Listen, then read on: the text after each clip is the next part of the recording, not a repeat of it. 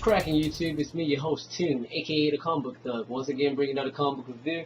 This time it's for Silk, issue number 2. Let's jump straight into the comic.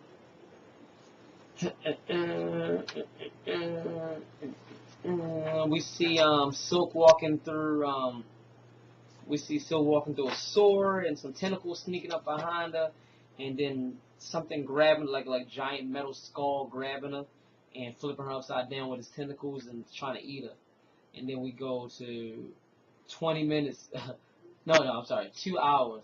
2 hours and 20 minutes in the past, and we see Cindy Moon, aka Silk. She's working at the Fact Channel like she's been doing.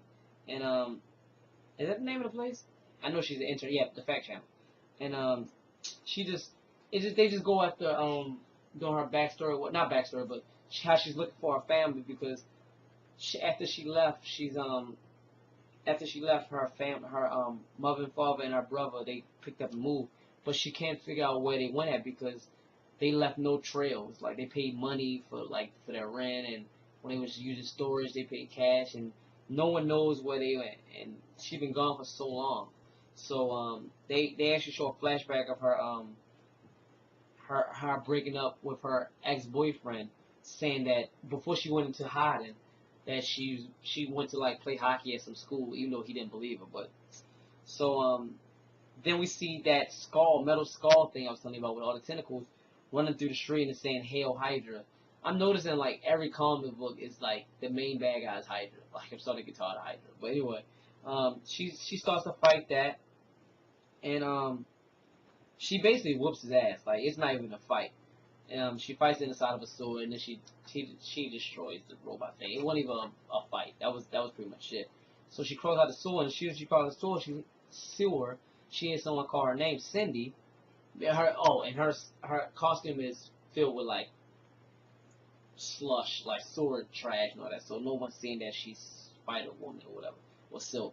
But and it's her ex-boyfriend Hector, and he's asking her where you been, and she's she went away to college to play hockey like she said, and he's no, he called and she never enrolled. So before they can finish talking, a woman walks up, and it's his fiance. So he introduced her, and she walks away. So I'm sure we're gonna see Hector later on in this comic. They're gonna somehow, but then we get back to her bunker, and she's still trying to figure out.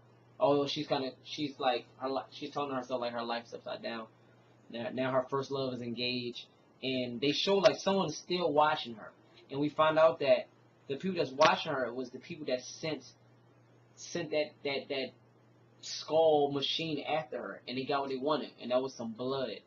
They got a blood sample because she got cut. So and they got that, and the comic ends with her just swinging through the city, and a little dragon creature is about to attack her, but that's not going to go into the next issue. That was it. It was just saying that everything's back to normal for her, and she's gonna be a good girl. That's the good guy, whatever you want to call it. That's pretty much it. It was an okay book. I mean, usually I wouldn't like books like this that has less action and all talking about. No, because it's the second issue. This is her first solo book, and it's explaining her backstory. So I actually like the story about her with her and Hector. I'm interested in that. I'm hoping I see him more often in this book. I want to see how that's going to play with her being Silk and everything like that. So that was my review on Silk, issue number 2. If you picked up this book, let me know in the comments below if you liked it or disliked it. Leave your positive and negative comments below. Like, subscribe, share. Follow my Twitter, my Instagram, which is in the description below. Check out my previous comic book reviews too. Leave comments on them too. That's pretty much it. So for me, your host, Toon, aka the Comic Book Thug, have a nice day. That's all, folks.